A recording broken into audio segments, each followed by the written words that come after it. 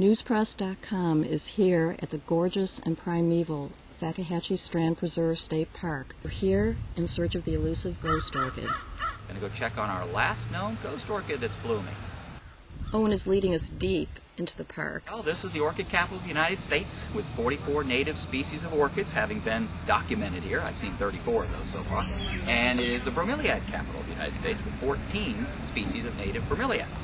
This is also the place where John LaRoche, the focus of the book The Orchid Thief by Susan Orlean, stole 84 different orchids, including 3 ghosts. It's a greenhouse for plants. I mean, it's just, they have everything they want. Plenty of light, photoperiod, plenty of water, moisture, humidity. They have everything they need. This is the Florida butterfly orchid. So that's the night-scented orchid. You okay, bud? Epidendrum nocturnum, the night-scented orchid, and that too is state-listed as endangered. It's the frosted flower orchid. This actually we've seen fewer of. I've seen about 305 ghost orchids, and we've only seen, I'm going to guess and say, 60. In 14 years. 14 years. Okay, the one blooming is about 100 feet to the south. Okay, 6.8 feet high. It's on an arthritis vine, and it has 1 flower.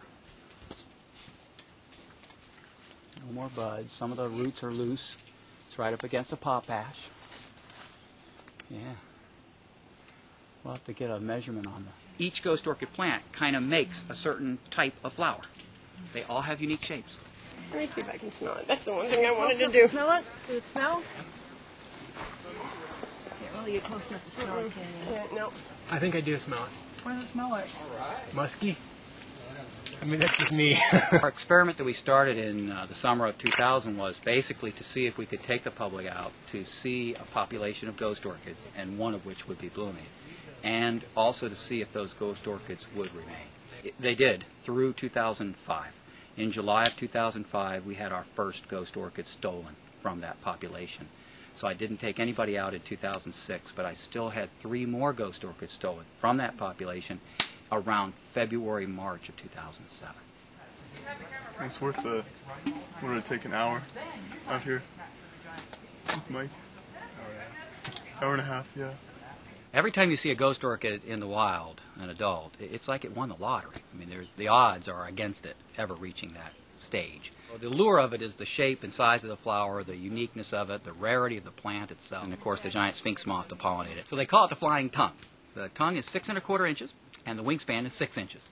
It detects the odoriferous chum slick, or the odor molecules coming from that flower, and then follows the concentration gradient to the source, where it's going to be stronger and stronger.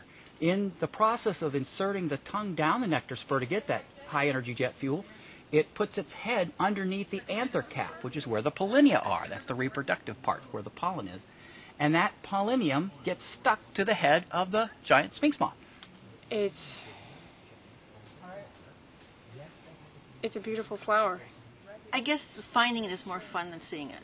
You know, once you found it, then it's time to go on and find the next one. I'm Mary Wozniak, reporting for Newspress.com.